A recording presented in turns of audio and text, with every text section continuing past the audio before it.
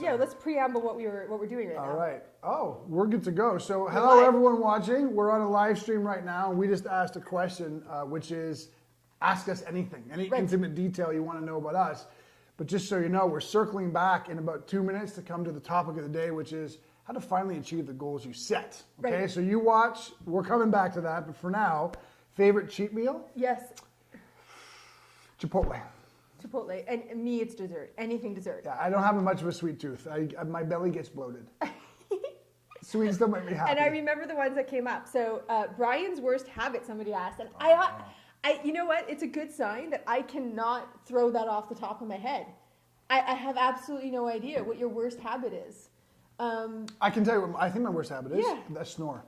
I snore on a That's not a range. habit. Well, I'm just talking. I snore on a range from baby bear to grandpa bear. So I've been told. Baby bear is me just snoring kind of, maybe cute. Yeah. But grandpa bear is me snoring very loud and shaking the house. Absolutely. So that's, I leave cupboard doors open. That's probably my worst habit. No joke. I'm 6'3". She's definitely not 6'3". So she leaves the top cupboards open in a sight line to me that I don't notice they're open. 3 times in our 7-year relationship, I have almost knocked myself out walking into cupboard doors that she's left open. Oops. Yeah. Oops. Yeah. Lisa asked how we met, and I'm going to let you answer that in 1 second. Yeah.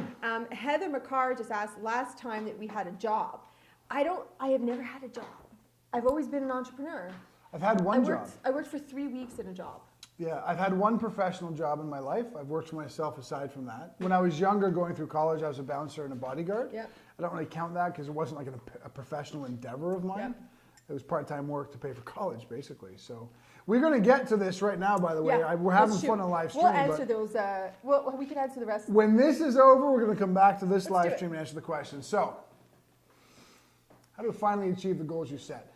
Let us, remember, we're talking to you and to you, so everybody watch. Let us frame this in just a few minutes, okay? So, what it boils down to is this. It's actually very, very symbiotic that Gentry asked us the question about how we became so awesome, which is kind of funny. But right. you know, the answer we gave is in relation to the fact that we stopped being limited by our own limits, right? We essentially did what we now teach. We eliminated our own limits, right? So without being too explanative, but also not namby-pamby in terms of what that means, it really kind of revolves around this, okay? We all have a self-concept, okay? We all have a self-concept. Our self-concept has been developed through the years, through our entire lives, of all the influences and experiences we've had to date. And that, you know, that kind of duality of influence and experience has created this perspective of how we see ourselves. So if we see ourselves as overweight, then we can set goals to become thin. We can hire trainers and do nutritional programs in order to, you know, move the goalposts, so to speak, on becoming thin. But if that self-concept doesn't change, i.e. how we see ourselves, then nothing changes with it. Yeah. I gave the example of fitness, but I love the example of entrepreneurialism. We have so many clients who are entrepreneurs, who have done the whole, I've spent $20,000, $30,000, $40,000 over the last 5 years on education and coaching related to how to market, how to make money, but none of it seems to be working. The only reason it's not working is because the entrepreneur's self-concept is one of scarcity. They don't see themselves in this unconscious reality. They don't see themselves as successful, as making money or revenue rich.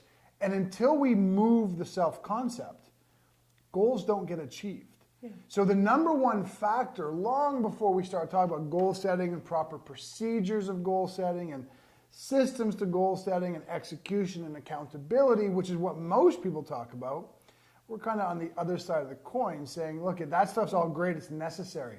But before we do it, we have to move the self-concept, our perspective of self. When we move that, everything moves. You know, I think it's one of those things that I think we've all heard about, and we all understand. You know, the whole know yourself, and if you know yourself, you then know you're aware of your self-concept, right? So yes. If you fully know yourself, you have a full scope on how you perceive yourself. But I think it's one of those things that is so easily talked about knowing yourself, but nobody really knows what that means. Yes. Right. So it's really it's a simple thing to say. You know, you have to adjust your self concept. Sure. And I think so many people would align with that, but don't necessarily know how to do that. How to do it. And that's the key, right? We always come back to how exactly do you do that, and that's obviously what we're talking about. That's the process of it all, isn't it? Right. So let me kind of just build on that for 1 second. It all comes back to language and truth. Yep. Okay, so you can walk an entire lifetime without realizing that you talk to yourself in a way inside your own head that is just mean and nasty and angry and vitriolic. It's just, you're so mean to yourself. That language is it's a manifestation of, it is the end result of your self-concept. People who have a healthy self-concept, people who see themselves in a perspective that is good and abundant and possible, they don't talk to themselves in an internal dialogue way that is rude and nasty, right? Or pulling the rug out from underneath their own feet. And then the other thing reality-wise about that is, because we live in such an era of positivity, positive self-talk, positive self-affirmations, we end up creating a massive delusional spike, okay? It's not about saying positive affirmations in the mirror every single day. It's not about just trying to consciously think positive things, or the one we always call positive Patty, the person who speaks positively on the outside, but really on the inside is a negative mess. That's the other reality to this. It's about the truth concept. You have to be willing to be vulnerable and tell the truth to yourself. And that is something we see a lot of people being handcuffed by. You know, and I'm going to add to that with the third one that just popped into my head, is that we also live in a world that we are so victimized, and we are so blame oriented, right? You cannot become aware of your own self-concept if you're so busy pointing the fingers at other people. Or other things. Other people or things or situations or experiences, right? So it really does mean that you have to turn that mirror, for lack of better words, inward on yourself.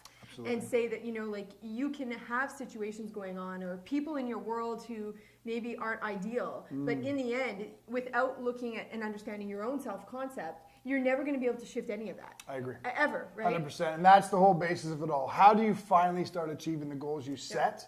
You move your self-concept. That's the key. That is the whole basis of what makes it work or not work. So if you're frustrated, angry, you've had enough, you're overwhelmed, you can't ever seem to make forward progress on your goals, your self-concept, your perspective is the reason why. Okay, so to you fine people on live stream, give us some hearts and some thumbs up if you dug what we just laid down for you guys. And for those of you watching, thank you so much. We're about to go back to this party, but you come back to Brian&Carrie.live every day. Every day. And tell us what you think about this video. So thank you so much for watching. We're coming back to you guys right now.